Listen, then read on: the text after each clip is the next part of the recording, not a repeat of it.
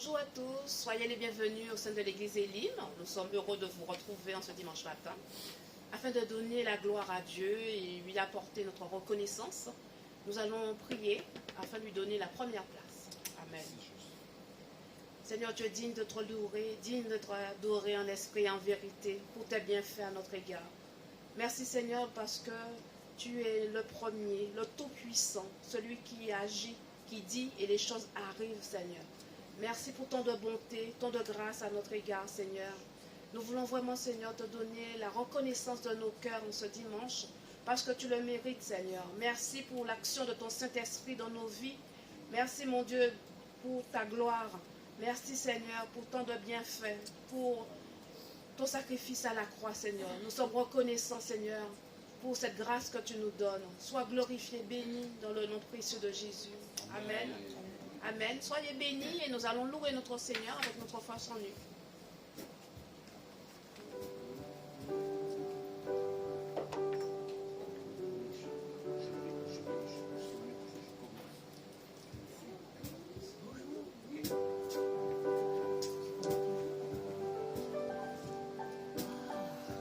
Bonjour à tous, bienvenue à l'église Elim. Pour louer notre Seigneur, nous allons tous nous lever. Je vous invite à vous lever. Alléluia. Merci Seigneur. Tous ont besoin d'être aimés, d'un amour sans limite. Que ta grâce coule en moi. Tous ont besoin de pardon, de la beauté d'un sauveur, l'espoir des nations. Oh, sauveur, il déplace des montagnes. Mon Dieu saute avec puissance, il saute avec puissance. Pour toujours, créateur du salut, Jésus a vaincu la mort, il a vaincu la mort. Prends-moi tel que je suis, mes peurs et mes échecs. Viens remplir ma vie, je donne ma vie pour te suivre dans tout ce que je crois, et je me soumets.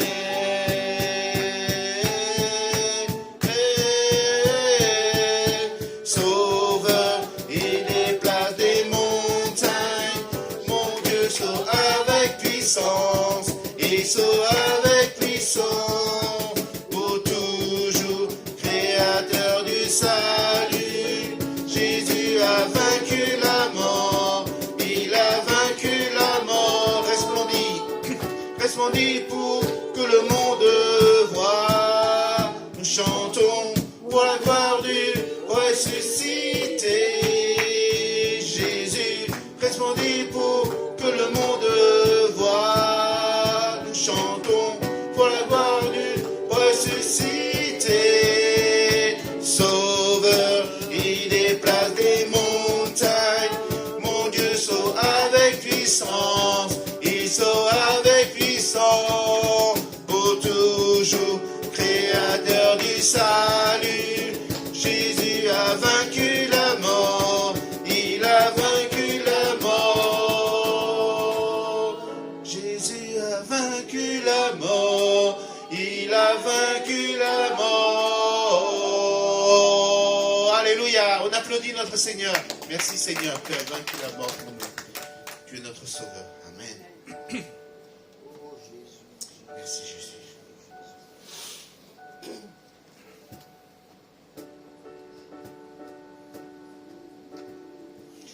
Il y a un désir que toi seul peux combler, une tempête forte que seul toi peux calmer. Mon âme a soif, Seigneur, de te connaître réellement, de boire la rivière qui coule devant ton trône. Emmène-moi plus encore dans ton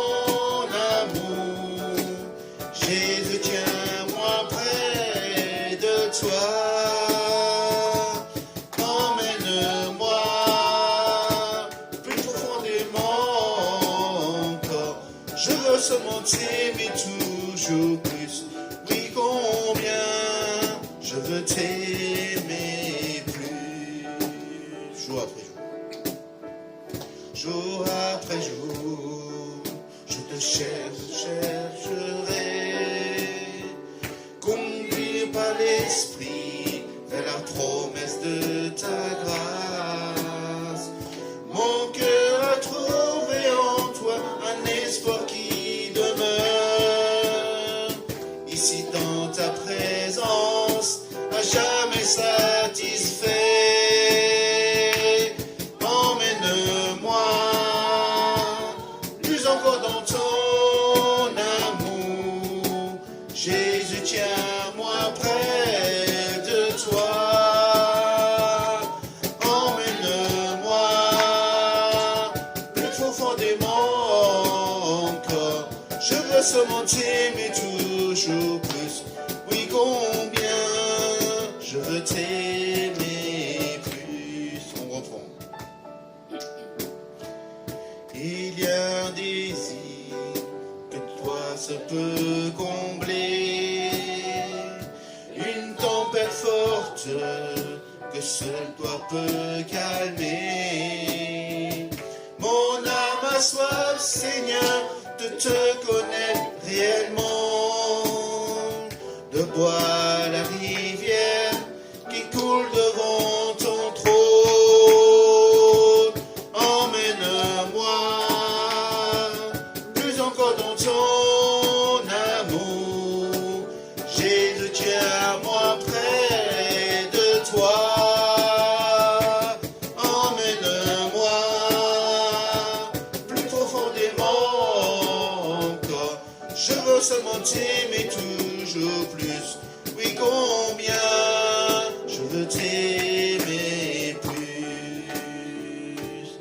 Oui, combien je veux t'aimer plus.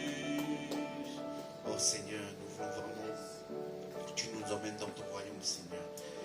C'est vrai que nous sommes ici-bas, mais tu nous as préparé quelque chose de merveilleux à tes côtés, Seigneur. Merci, Seigneur, pour ces promesses. Merci pour tout l'amour que tu nous donnes. Merci parce que cet amour qui vient du ciel, qui nous comble, qui nous rassasie, qui nous fortifie, Seigneur. Merci encore pour toutes les bénédictions que tu nous donnes. Merci pour mes frères et sœurs qui sont ici. Nous voulons élever nos voix, Seigneur. Nous voulons t'adorer en esprit, en vérité, mon roi, mon Dieu, pour tous tes bienfaits. Alléluia. Béni soit ton nom, Seigneur. Alléluia.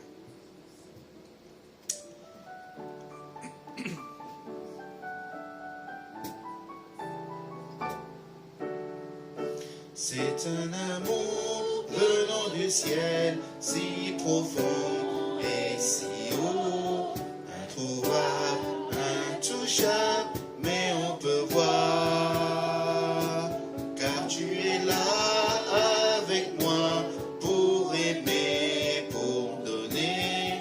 Laissons vivre cet amour pleinement. On reprend.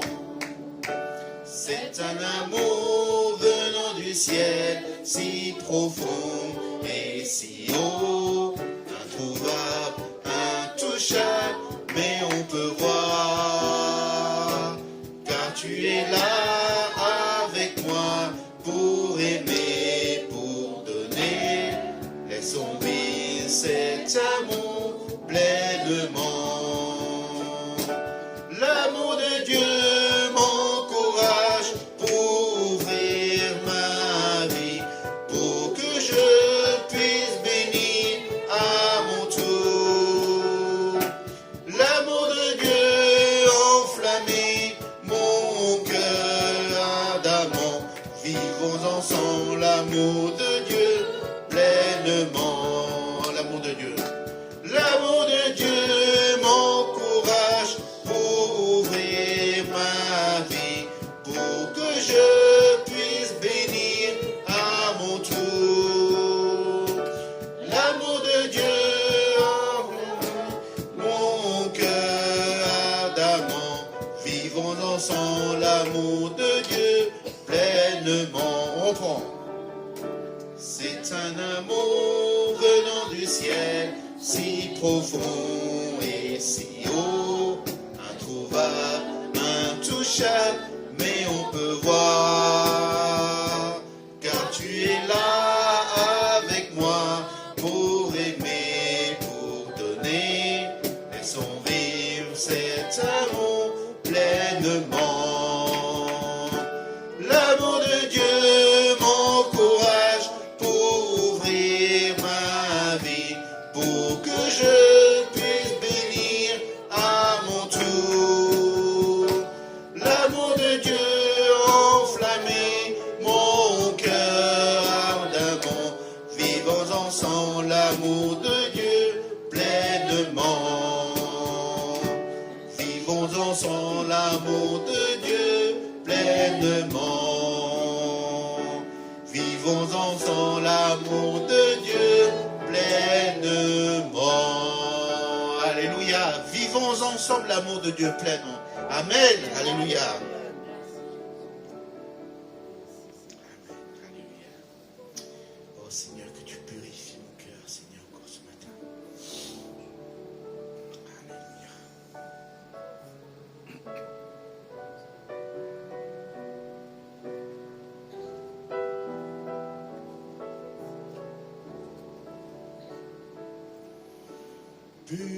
Purifie mon cœur, rends-moi aussi pur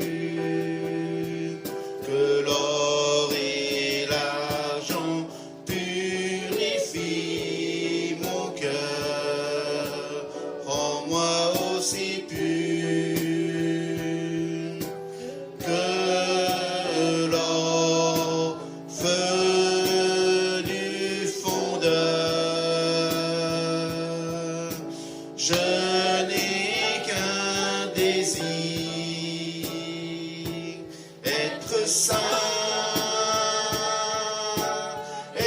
saint, mis à part pour toi, Seigneur. Oui, j'ai choisi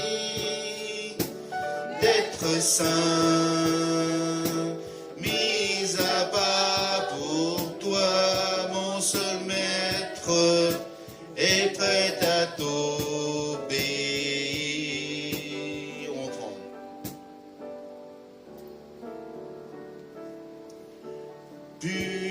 Purifie mon cœur, rends-moi aussi pur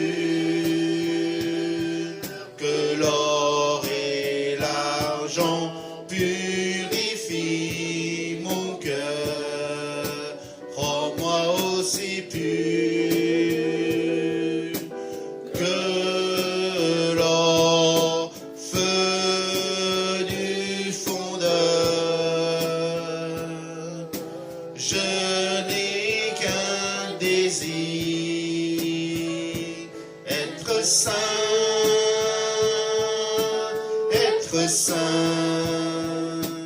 mis à part pour toi, Seigneur.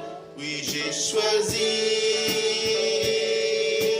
d'être saint, mis à part pour toi, mon seul maître, et prêt à t'obéir.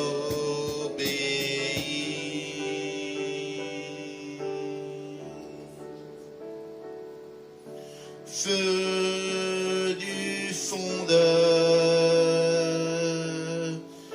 je n'ai qu'un désir, être saint,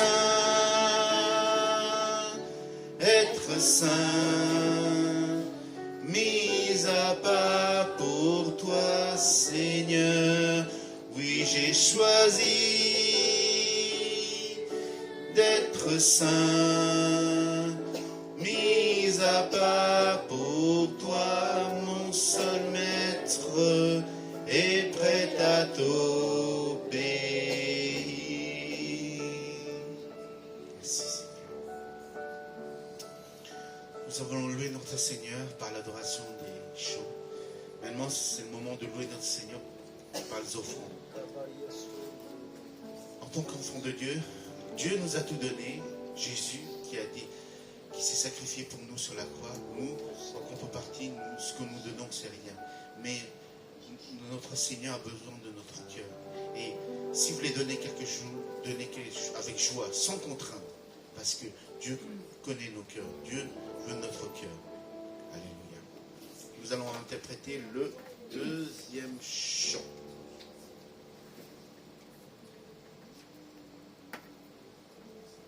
Deeper in Love. Deeper in Love, en fait, c'est, en français, on peut traduire, c'est en profondeur, c'est-à-dire creuser dans la profondeur de notre Seigneur. Qu'est-ce qu'on peut pas, comment on peut traduire par Deeper in Love? C'est profond, c'est encore plus profond. Parce que le chant dit, il y a un désir que toi seul peux combler. Une tempête forte que toi seul peux calmer. C'est-à-dire, si nous avons des problèmes, si on a des soucis, Dieu peut nous soulager. Dieu peut nous calmer nos colères et Dieu peut nous calmer notre stress et par son Saint-Esprit. Amen. Deep in love. Et il y a un désir que seul toi peux combler, une tempête forte que seul toi peux calmer. Mon âme a soif, Seigneur, de te connaître réellement, de boire la rivière qui coule devant ton trône. Emmène-moi plus encore dans ton amour. Jésus, tiens-moi près de toi. Emmène-moi plus profondément encore. Je veux seulement t'aimer toujours plus. Oui, combien je veux t'aimer plus. Oui, combien je veux t'aimer plus. Je demande à Pasteur Cathy de prier pour les offrandes. Seigneur, c'est vrai qu'emmène-nous toujours plus profond dans ton amour. Oui, Seigneur, souvent que nos cœurs est bloqué. Oui, Seigneur, aide-nous à être attentifs à ta voix. Oui, Seigneur, tous les jours, conduis-nous de cultiver une relation d'intimité avec toi. Oui, Seigneur, parce que tu nous as tellement aimés. Oui, Seigneur, ton amour est comme tu nous aimes un amour éternel. Alléluia. Seigneur, nous te remercions pour tous les bienfaits, pour ta provision pour nos vies, pour Amen. tout ce que tu nous donnes dans les choses matérielles, aussi spirituelles, Seigneur. Que ton nom soit glorifié dans nos vies, dans ton Église élime. Amen. Amen. Amen.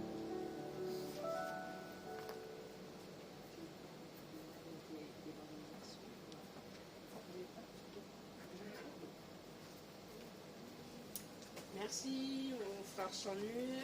Soyez encore les bienvenus à l'église Elim, que vous soyez en ligne ou en présentiel. Vous êtes les bienvenus dans la maison du Seigneur. Alors, nous avons nos annonces hebdomadaires. Donc, déjà, pour vous préciser que l'église Elim, c'est l'église des nations, dont la devise est d'aimer Dieu, d'aimer la famille de Dieu, de servir les autres. Nous avons rendez-vous le mercredi soir à 19h pour le temps de prière, de partage avec nos frères et sœurs francophones et à 15h30 pour les sinophones pour partager autour de la parole du Seigneur. Voilà. Quelques précisions. Donc, vous savez, nous sommes au mois de juillet. Ce n'est pas une nouveauté pour vous. Juste pour préciser, c'est l'été, juillet et août. Donc, beaucoup d'entre nous partiront en vacances pour rejoindre notre famille. Et l'Église, dans certains rendez-vous, nous allons mettre une pause durant le mois d'août, notamment le temps de prière par Zoom. Et voilà. Sinon, le culte aura lieu toujours le dimanche à 10h30. Quelques autres précisions. Donc, vous savez que nous avons mis à votre disposition une boîte pour pouvoir déposer vos dons pour les travaux de l'Église. Donc, soyez libres, ce que le Seigneur vous mettra à cœur, partager avec nos frères et sœurs pour régler les différentes factures, bien sûr, pour pouvoir embellir la maison du Seigneur. Voilà. Nous allons avoir un temps de prière après la prédication qui sera apportée par notre frère Lénel, pasteur Lénel. Voilà. Je vous laisse la place, pasteur.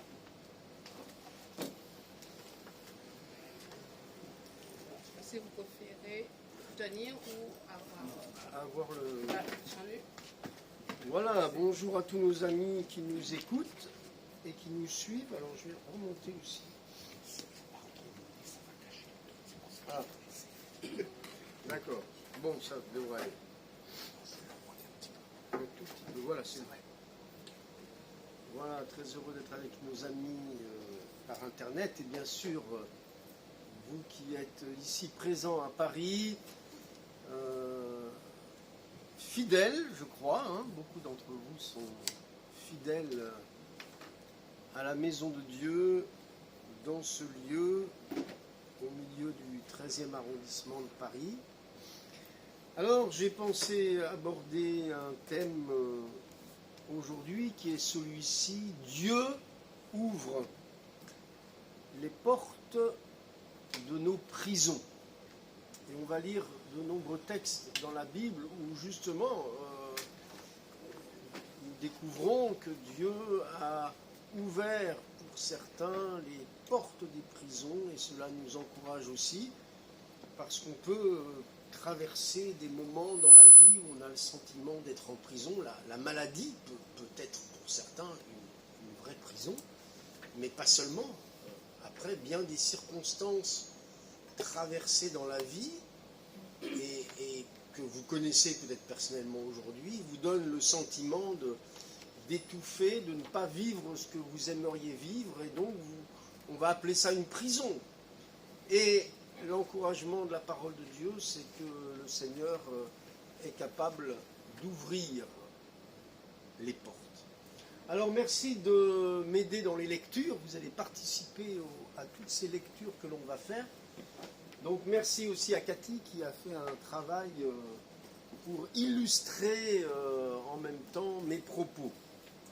Alors quelqu'un va lire le psaume 142 verset 8, et puis la même personne, parce qu'il y aura beaucoup de textes, la même personne pourrait enchaîner avec le texte suivant. Alors, on va commencer avec David. David. Fais pas sortir de ma prison afin que je célèbre ton nom. Les justes viendront m'entourer quand tu m'auras fait du bien. Moi, l'Éternel, je t'ai appelé pour la justice et je te prends par la main. Je te protège et je t'établis pour faire alliance avec le peuple, pour être la lumière des nations, pour ouvrir les yeux des aveugles, pour faire sortir de prison les captifs et de leur cachot les habitants des ténèbres. Merci. Alors vous avez remarqué, le premier texte, c'est une prière et qui confirme ce que je viens de vous dire. Hein. Quelqu'un qui dit « Fais-moi sortir de ma prison ». De ma prison. C'est pas simplement une prison, mais c'est sa prison. Donc on peut s'attribuer aussi cette prière, afin que je célèbre ton nom, hein, afin que je proclame, Seigneur, que tu m'as ouvert cette porte, que tu m'as béni. Donc là, c'est une prière. Et puis un autre aspect, c'est que Dieu peut aussi nous envoyer pour faire sortir de prison le captif. C'est-à-dire des gens qui nous entourent. Ils ne sont peut-être pas dans une prison telle qu'on peut le comprendre, mais leur vie, leur péché fait qu'ils sont dans une prison. Ils sont captifs. Et donc, on peut faire sortir de prison, de cachot, du cachot des captifs. Finalement, c'est un petit peu ça que l'on va retenir, c'est que soit j'ai besoin de sortir de prison, de ma prison, soit si je suis affranchi, libéré, eh ben Dieu m'appelle à être un instrument pour faire sortir les autres de leur prison. Et Jésus nous donne des clés. Il nous donne les clés, comme on connaît ce texte pour Pierre dans Matthieu 18. Il nous donne les clés afin d'ouvrir les portes. Je pense à un verset que je vous cite, où il est écrit dans les psaumes que Dieu a brisé les portes d'airain, il a rompu les verrous de fer. Alléluia. Donc nos prisons, hein, quand bien même ce sont des chaînes en fer et des portes de bronze, hein, les reins c'est du bronze, hein, c'est pas du petit bois comme là, hein, là du petit bois on peut les enfoncer si c'est fermé, mais quand c'est du bronze, personne ne peut ouvrir, sauf que Dieu peut les briser. Alléluia. Donc ce qui démontre que rien n'est impossible à Dieu. Aucune porte ne peut lui résister. Alors on va voir dans la Bible ces portes que Dieu a ouvertes. Dans le livre de la Genèse, au chapitre 41, versets 12 à 16, voilà un exemple. Alors qui va le lire? Philippe, tu peux lire à haute voix, s'il te plaît? Il y avait là avec nous un jeune hébreu, esclave du chef des gardes. Nous lui avons raconté et il nous avait expliqué nos rêves. À chacun, il nous a expliqué son rêve. Tout nous est arrivé exactement selon l'explication qu'il nous avait donnée. Le pharaon me rétablit dans ma charge et il fit prendre l'autre. Joseph interprète les rêves du pharaon. Le pharaon fit appeler Joseph, on le fit sortir en hâte du cachot, qui se rasa, changea de vêtements et se rendit vers le pharaon. Le pharaon dit à Joseph, j'ai fait un rêve, personne ne veut l'expliquer, mais j'ai appris que tu peux expliquer un rêve qui est raconté. Joseph répondit au pharaon, ce n'est pas moi, c'est Dieu qui donnera une réponse favorable au pharaon. Alors c'est l'histoire de Joseph, vous vous souvenez peut-être, il est dans un cachot, et puis là il est avec le chef des échansons, c'est-à-dire le sommelier en chef de Pharaon, et il se retrouve en prison, et Joseph interprète les rêves, cet homme va être libéré, et puis il va oublier Joseph, et Joseph reste en prison alors que cet homme sait combien Joseph interprète les rêves et a interprété sa libération. Et puis 2 ans après, Pharaon fait un rêve qu'il raconte au chef des échansons qui dit, mais au fait, mais oui, dans le cachot, il y avait un certain Joseph, il interprète les rêves. Alors faites-le sortir. Et on le fit sortir à la hâte. Alors c'est assez important cette expression, parce que ça fait 2 ans et plus, puisque en tout l'épreuve de Joseph, ça dure 13 ans.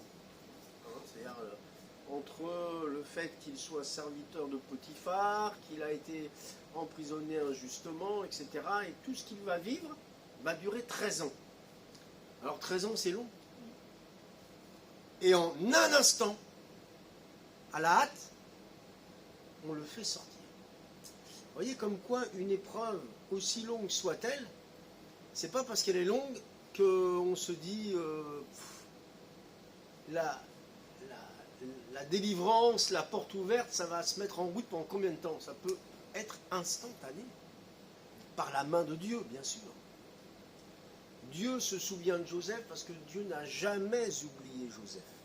Jamais. Et c'est pas parce que Dieu est silencieux qu'il est absent. On peut être silencieux et présent. Généralement, quand on est présent, on parle, nous. Mais on peut quand même être vivant, présent et ne rien dire. Donc, Dieu n'est pas absent de la vie de Joseph, mais Dieu est silencieux, c'est vrai. Jusqu'à ce moment où nous voyons la main de Dieu. Et là, pour se présenter devant Pharaon, il faut le raser. Je ne sais pas dans quel état il était, pour Joseph.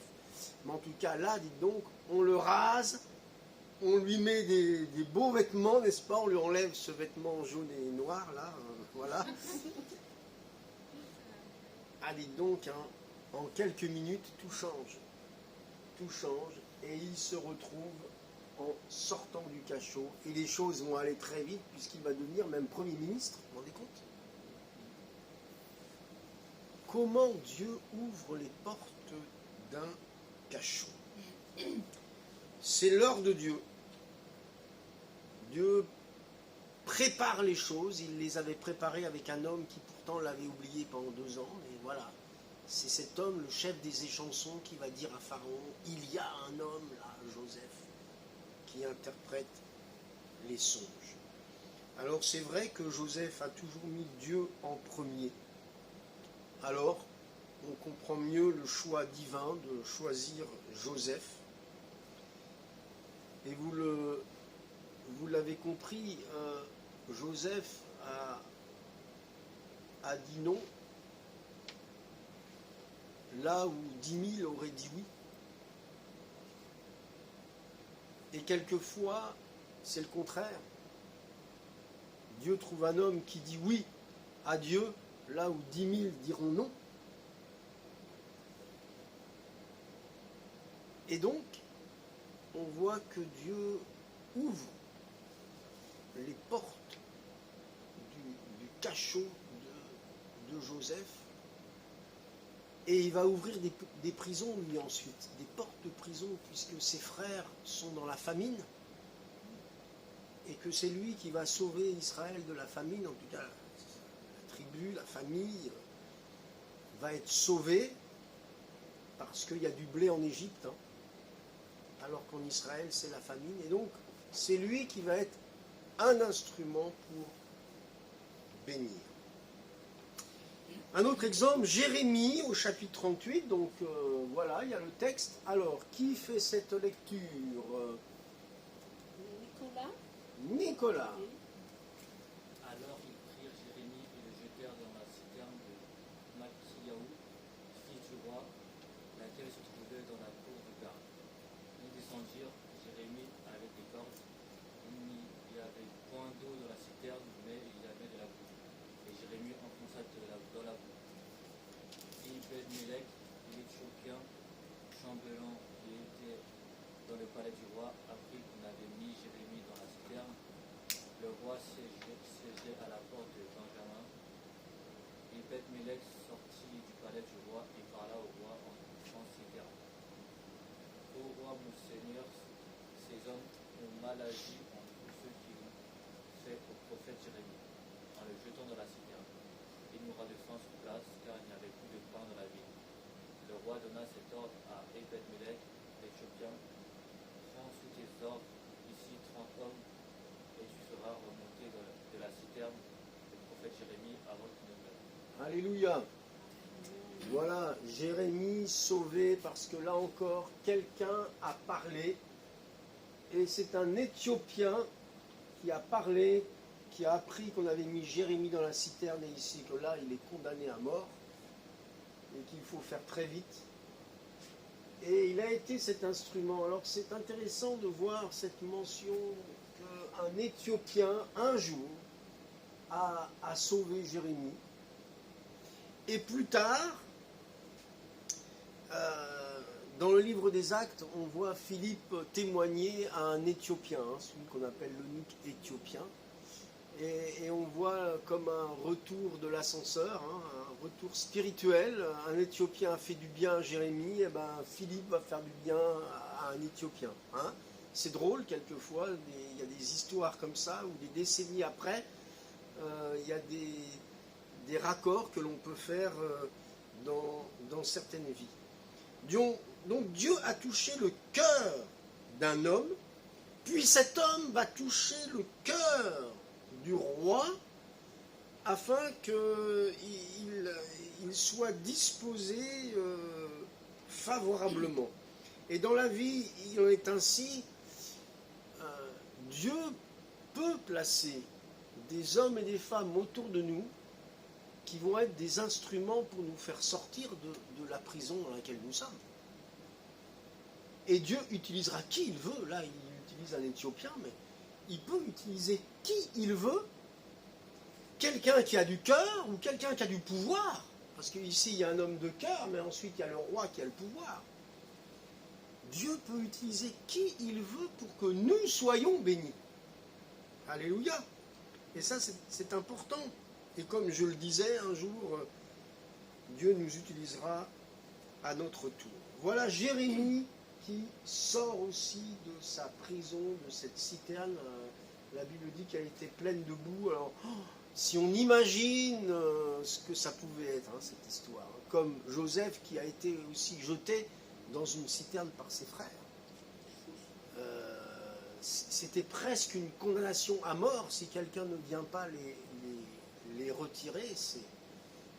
C'est la mort certaine au bout de quelques heures, ou en tout cas quelques jours. Mais voilà qu'ils sont sauvés, que Jérémie a été sauvé. Il y a les amis de Daniel aussi. Daniel, chapitre 3, verset 21. Donc vous voyez, c'est une prédication où on va lister les passages de la Bible où il est question de... Il y a quelqu'un qui entre avec une poussette, il faudrait peut-être aider. Où il est question de ses délivrances. Alors, qui va lire le récit des amis de Daniel? Patricia. Ces hommes furent liés, revêtus de leurs habits, de leurs tuniques, de leurs manteaux et de leurs autres vêtements, et jetés au milieu de la fournaise ardente. À cause de l'ordre du roi qui était sévère, et parce que la fournaise était extraordinairement chauffée, la flamme tua les hommes qui avaient jeté Shadrach, Meshach et Abednego.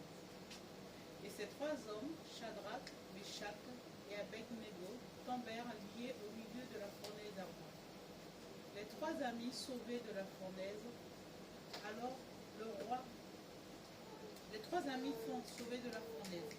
Alors le roi Nebuchadnezzar fut effrayé, se leva précipitamment.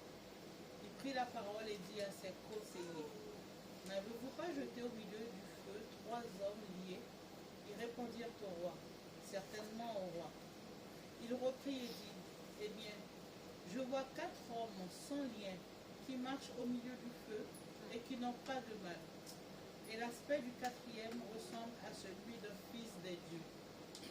Puis Nebuchadnezzar s'approcha de l'entrée de la fournaise ardente, prit la parole et dit: Shadrach, Meshach, Abednego, serviteurs du Dieu très haut, sortez et venez. Et Shadrach, Meshach, Abednego sortirent du milieu du feu. Amen. Alors on connaît cette histoire, mais il faut la rappeler pour nous souvenir que Dieu les a fait sortir de leur prison. Et quelle prison ici?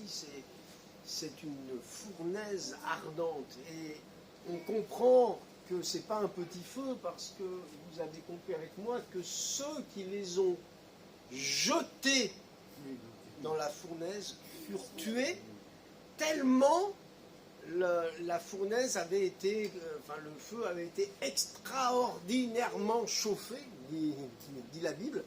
C'est-à-dire que même à quelques mètres, c'était invivable. Et vous voyez, ici, il vaut mieux être ceux qui ont été jetés que ceux qui jettent les autres dans la fournaise. Et là, il y a une leçon quand même, il faut retenir, c'est: ne jetons-nous personne dans l'épreuve. Que quelqu'un qui vit une épreuve, que ce ne soit pas de notre faute, que ce ne soit pas de notre fait, que ce ne soit pas nous qui ayons manigancé, préparé, organisé quelque chose pour que l'autre tombe dans l'épreuve, parce que là, je dois vous dire que c'est nous qui allons en subir les conséquences, et pas la personne qui va être jetée dans l'épreuve. Parce que Dieu est juste. Alors vous me direz, c'est quand même un côté difficile d'être jeté dans l'épreuve. Mais vous voyez, parce qu'ils sont jetés, et parce qu'ils aiment le Seigneur, eh bien, un miracle va se produire. C'est qu'en réalité, au milieu de ce feu extraordinairement chauffé, eh bien, ils vont rester en vie. Et il va se passer quelque chose, c'est qu'ils ne sont pas seuls, c'est que le Seigneur les accompagne, parce que quand ils vont compter les trois qui sont dans le feu, ils vont en trouver un quatrième. Le Seigneur est avec eux dans l'épreuve. Le Seigneur est avec nous dans l'épreuve. Dans notre fournaise ardente, dans notre prison, Jésus est là. Alléluia. Et on va s'en sortir. Et même la Bible dit que leurs vêtements n'étaient même pas brûlés. Hein.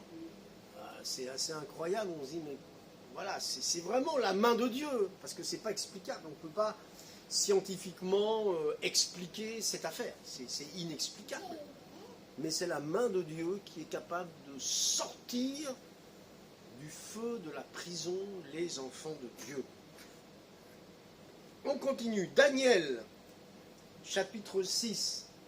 Alors, qui est l'heureux élu pour lire? Allez. Daniel, chapitre 6, versets 17 à 24. Alors le roi ordonna d'emmener Daniel et le jeta dans la fosse aux lions. Le roi prit la parole et dit à Daniel, puisse ton Dieu, que tu sers avec persévérance, te sauver. On apporta une pierre et on l'a mis sur l'ouverture de la fosse. Le roi la scelle de son anneau et de l'anneau de ses grands, afin que rien ne soit changé à l'égard de Daniel. Le roi se rendit ensuite dans son palais. Il passa la nuit à jeûner, et il se fit parvenir de concubines auprès de lui, et le sommeil le fuyait. Daniel sort sain et sauf de la fosse aux lions. Voilà, alors il n'y a pas tout le... Il y a la suite. Ah, il y a la suite. Okay. Le roi se leva au point du jour avec l'aurore et alla précipitamment à la fosse aux lions. Et s'approchant de la fosse, il appela Daniel d'une voix triste. Le roi prit la parole et dit à Daniel, Daniel, serviteur du Dieu vivant, ton Dieu que tu sers avec persévérance a-t-il pu te délivrer des lions? Et Daniel se mit à parler au roi, roi, vis à jamais. Mon Dieu a envoyé son ange et fermé la gueule des lions qui ne m'ont pas fait aucun mal, parce que je ai été trouvé innocent devant lui, et devant toi non plus, ô roi, je n'ai rien fait de mal. Alors le roi eut une grande joie et ordonna de faire retirer Daniel de la fosse. Daniel fut retiré de la fosse et on ne lui trouva sur lui aucune blessure parce qu'il avait eu la foi en son Dieu. Amen. Alors, on n'a pas tout à fait les mêmes versets, mais il y a un verset suivant qui correspond pas, mais je sais pas. Le Ah. verset avant que c'est peut-être que j'ai mal copié. Ah d'accord, c'est pas grave. Et le dernier verset que j'ai, c'est que le roi ordonna que ces hommes qui avaient accusé Daniel fussent amenés et jetés dans la fosse aux lions. Et avant qu'ils soient parvenus au fond de la fosse, les lions les saisirent et brisèrent tous leurs œufs. Ceci juste pour montrer que les lions avaient quand même faim. Il ne faut pas croire que Daniel est dans la fosse aux lions avec des lions qui ont tellement mangé et qui n'ont pas faim. Parce que la Bible montre que quand ceux qui ont accusé Daniel ont été jetés dans la fosse aux lions, à peine sont-ils parvenus que déjà les lions les ont mangés. Donc les lions, ils avaient faim. Bon, c'est vrai qu'ils ressemblent à des petits chats là. Hein, ils sont mignons, hein, mais en réalité ce sont des lions. Alors, que s'est-il passé? Jeté dans la fosse aux lions. Vous imaginez, vous, être jeté dans une fosse aux lions?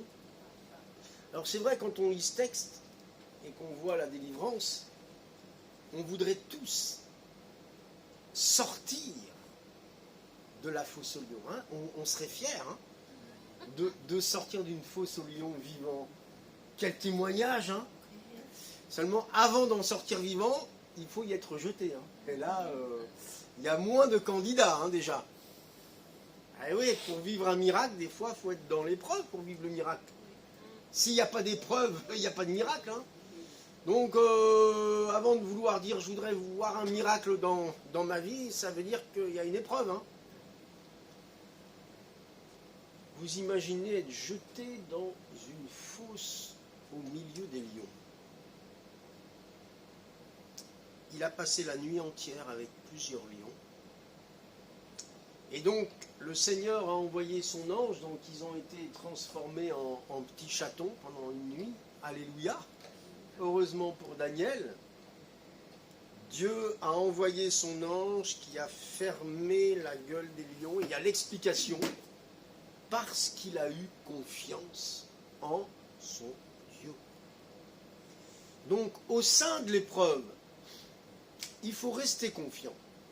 Hier soir, j'étais avec une famille nombreuse à Gustave-Roussy, là, en cancérologie, pour une personne qui est en fin de vie, mais qui est lucide, consciente que les médecins lui ont dit que c'était la fin. Et donc, ils m'ont demandé de venir prier. Et bien sûr, devant Dieu, je me suis préparé et je n'avais pas du tout envie de prononcer des paroles négatives. Il sera toujours temps de voir plus tard quand elle partira. Mais là, elle est vivante, consciente, lucide. Alors, elle est en vie. Proclamons l'espérance. Et croyons que le Seigneur peut la bénir, peut la relever, peut la guérir, peut faire un miracle au sein de son épreuve. Et donc, je n'ai prononcé que des paroles positives, sans faire de promesses, et en leur disant que je ne peux pas promettre, parce que c'est Dieu qui est souverain, c'est pas moi, mais que nous allons placer notre confiance en Dieu. Alléluia. Alléluia. Eh bien, ce qui a sauvé Daniel, la Bible dit, c'est parce qu'il a placé sa confiance en Dieu. Donc, au sein de l'épreuve, dans votre prison, ne levez pas le poing contre Dieu. C'est pas lever le poing contre Dieu qu'il faut faire, c'est faire le point avec Dieu. Avec un T. Pas avec un G, mais un point avec un T. Je fais le point avec Dieu. J'ai confiance en Dieu. Je ne sais pas comment ça va se terminer, mais j'ai confiance en Dieu. Et Daniel a eu confiance dans le Seigneur. Et méditons encore une fois le sort des accusateurs. Ce sont eux qui vont subir ce qu'ils voulaient faire subir à Daniel, comme pour les amis de Daniel, tout à l'heure avec la fournaise ardente. Et j'aurai l'occasion peut-être plus tard de développer d'autres pensées dans ce sens. C'est que si nous marchons avec le Seigneur, notre attitude à l'égard des autres est aussi importante. Il n'y a pas seulement notre vie spirituelle avec le Seigneur, mais notre attitude aussi est très importante. Il ne faut jamais nuire à autrui. C'est vraiment une règle. Je ne suis pas appelé par le Seigneur à nuire, mais à bénir. Et ça, c'est important parce que si je nuis à quelqu'un, ça va constituer un obstacle à la bénédiction de Dieu pour ma vie. Je ne peux pas. Quand on parle de péché, des fois, on va évoquer des tas de choses, d'accord, mais on oublie quelquefois que c'est grave de nuire à quelqu'un, c'est-à-dire de volontairement faire du mal, alors que je suis appelé à faire le bien. Et le Saint-Esprit ne me donne l'autorité que pour faire le bien. Je n'ai aucune autorité pour faire le mal. Mais Dieu me donne l'autorité pour faire le bien. Allez, on continue, on passe dans le Nouveau Testament. Les apôtres, au chapitre 5, avec cette courte lecture. Luce, tu peux lire? Oui, allez. Alors le souverain sacrificateur et tous ceux qui étaient avec lui, c'est-à-dire le parti des Sadducéens, se levèrent, remplis de jalousie, portèrent les mains sur les apôtres et les jetèrent dans la prison publique. Mais pendant la nuit, un ange du Seigneur ouvrit les portes de la prison, il les fit sortir. Alléluia. Vous voyez, c'est vraiment écrit dans la Bible. Un ange du Seigneur ouvrit les portes de la prison. Alors là encore, on ne sait pas comment, mais on n'a pas besoin de savoir plus, si ce n'est que Dieu a envoyé son ange pour ouvrir une porte que personne ne pouvait ouvrir. Hein. Parce qu'en principe, une porte de prison, il y a des verrous. Hein. Il n'y a qu'en France où on laisse les prisonniers dans la cour et on laisse un hélicoptère passer au-dessus et jeter des tocs. Mais dans certains pays, l'évasion est impossible. Puis c'est rare, une évasion c'est quand même rare. Hein. En principe, en prison, hein, on ne peut pas sortir. C'est le principe d'ailleurs de la prison. Mais comme c'est injuste, et comme c'est à cause du nom du Seigneur qu'ils sont en prison. Parce que, pourquoi je suis dans l'épreuve? Si je suis dans l'épreuve à cause de mon péché, je dois demander pardon à Dieu. Mais si je suis dans l'épreuve à cause de ma foi, alors Dieu peut envoyer son ange. Alléluia. Il ouvre la porte de la prison. Pierre fera la même expérience dans le livre des Actes au chapitre 12, où les chaînes vont tomber en un instant. Alléluia. Et les chaînes peuvent tomber. Hein. Ce matin, les chaînes peuvent tomber. Des portes de prison peuvent s'ouvrir ce matin. Alors c'est invisible, hein. Mais dans votre épreuve, la porte peut s'ouvrir. Alléluia. Et j'ai la joie, quand je vous parle, de voir devant moi 2 portes ouvertes. Là, hein. Il y en a même 2. Hein. Alléluia. Et dans la vie, dans votre vie, eh bien, ça peut être semblable à cette pièce. Les portes sont ouvertes. Alléluia. Dieu peut ouvrir les portes. Allez, une dernière citation de la Bible. Paul et Silas, on connaît bien le texte. Vers le milieu de la nuit, Paul et Silas priaient et chantaient les louanges de Dieu, et les prisonniers les écoutaient. Tout à coup, il se produisit un grand tremblement de terre, au point que les fondements de la prison furent ébranlés. Au même instant, toutes les portes s'ouvrirent et les chaînes de tous les prisonniers se détachèrent. Alléluia. Donc, vers le milieu de la nuit, Paul et Silas se lamentaient et accusaient Dieu. Non, c'est pas ça. Ah non, dans la prison, ils chantaient les louanges de Dieu. Vous avez remarqué quand même ce détail. C'est important. Parce que nous, dans l'épreuve, qu'est-ce qu'on fait dans l'épreuve? Alors l'homme, en règle générale, qu'est-ce qu'il fait dans l'épreuve, hein? Il cherche des responsables, des coupables. Ah bah tiens, Dieu serait bien le coupable. C'est de sa faute. Voyez? Et il y a les chrétiens qui sont capables, et je crois que vous en êtes capables, les chrétiens sont capables de louer le Seigneur dans l'épreuve. Non pas pour l'épreuve, on ne dit pas merci Seigneur pour l'épreuve, mais on loue le Seigneur parce qu'il est au-dessus, parce qu'il est souverain, parce que l'épreuve ne remet pas en cause son amour pour les hommes, son amour pour nous, ça ne remet pas en cause le salut de Dieu, et on chante les louanges de Dieu dans notre prison. Et là, que se passe-t-il? Un autre moyen que seul le Seigneur peut utiliser, un tremblement de terre. Alors, tremblement de terre, ça peut paraître effectivement très négatif, sauf que là, il y a du positif. C'est que Dieu fait ébranler les fondements de la prison, à tel point que les prisonniers sont libres. Hein. Le gardien de prison, il veut même s'enlever la vie parce qu'il se sent responsable, il est en train de vivre un truc tellement incroyable qu'il préfère se donner la mort, et on va lui dire « ne te fais pas de mal ». Les fondements de la prison furent ébranlés. Dieu peut ébranler les fondements de votre prison. Ce qui a causé votre épreuve, ce qui cause votre épreuve, ce qui cause votre prison, Dieu peut tout ébranler, Dieu peut tout casser, Dieu peut tout briser, et la porte s'ouvre, et vous êtes en liberté. Alléluia. Alléluia, vous êtes en liberté. Jésus a dit qu'il était venu pour nous affranchir.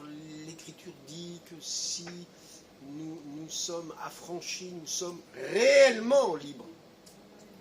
Pas seulement libres parce qu'on peut sortir dehors, parce Il y a plein de gens qui sont libres d'aller et venir, mais qui sont prisonniers dans leur vie, dans leur âme, dans leur cœur. Mais réellement libre, c'est pas seulement la liberté de mouvement, mais c'est la liberté de cœur, c'est la liberté des enfants de Dieu. Et c'est ce même Paul qui a vécu cette expérience, qui emploiera une expression plus tard concernant l'évangélisation. Il dira « Une porte s'est ouverte toute grande ». Vous voyez, il emploie cette image d'une porte ouverte pour l'évangélisation. Et quand Dieu ouvre une porte, c'est une porte d'espérance. Je pense à ce verset d'un prophète à l'instant, Daniel Osée chapitre 17. Je lui donnerai ses vignes et la vallée d'Accord comme une porte d'espérance. Dieu peut nous donner des bénédictions qui sont comme des portes d'espérance. C'est-à-dire qu'une porte ouverte, c'est une porte qui donne sur quelque chose, sur autre chose. Hein. Une porte, normalement, ça sépare deux endroits. Mais quand elle est ouverte, ça veut dire que ça donne une espérance sur l'après, sur ensuite. Dieu n'ouvre pas une porte et derrière la porte, c'est un mur. Vous voyez ?